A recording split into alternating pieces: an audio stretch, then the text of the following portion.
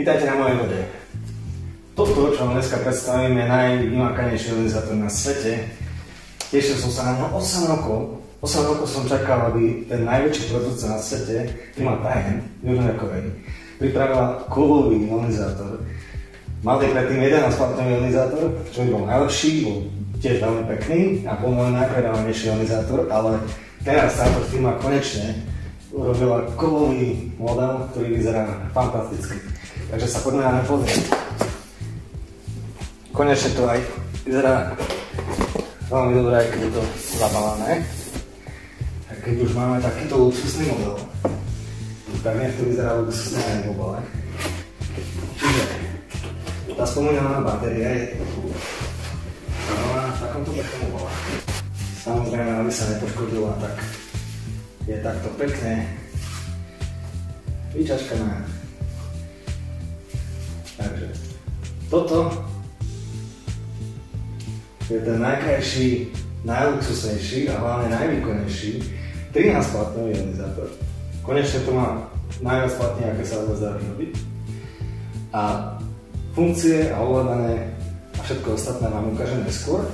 Ale ešte sa poďme pozrieť, ako vyzerá. Ale si veľmi záleží aj na kavici. A samotnom ionizátora.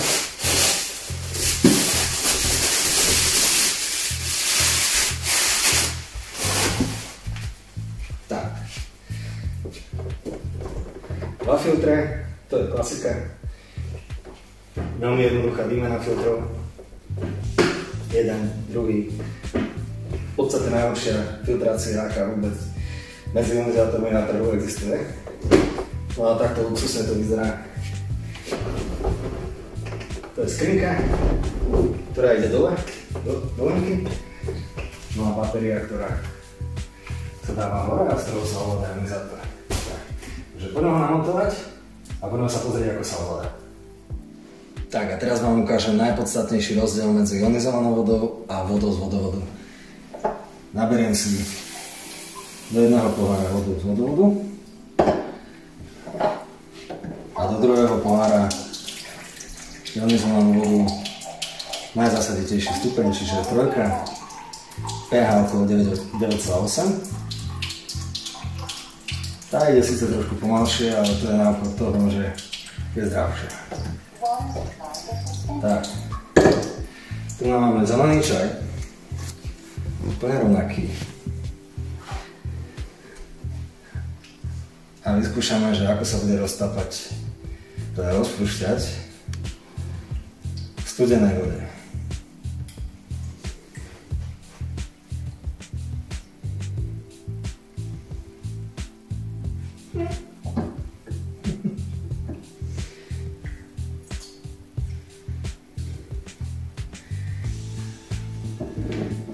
Tu môžete vidieť rozdiel.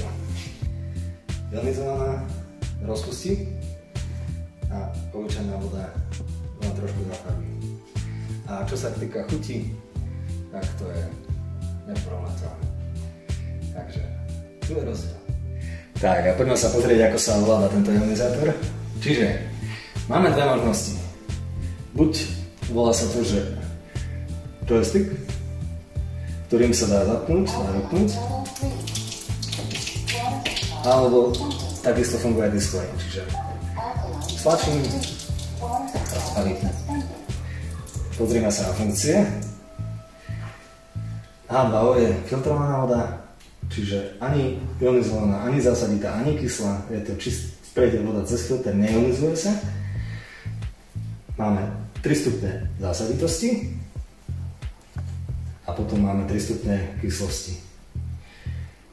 Turbo je voda na umývanie, je veľmi zásaditá, ale aj veľmi kyslá, čiže z vrchného ide veľmi zásaditá, zo spodného veľmi kyslá. Veľmi zásaditá sa používa na rozpúšťanie škvrn, napríklad na oblečení a umývanie ovocia a zeleniny. Naopak kyslá sa používa na dezinfekciu rúk, kožných problémov, keď sú dermatologické problémy. No a tento ionizátor má ešte takú špeciálnu funkciu, quantity. To znamená, že si viete nastaviť, koľko má voda vytiecť, čiže liter, pol litra, liter a pol. To je veľmi praktická funkcia. V podstate si nastavíte pol litra dáte tiec a po pol litri sa voda zastaví a vy nemusíte mať starost. Dokonca vidíte, koľko zostáva do ukončenia. No. A najpodstatnejšia vec,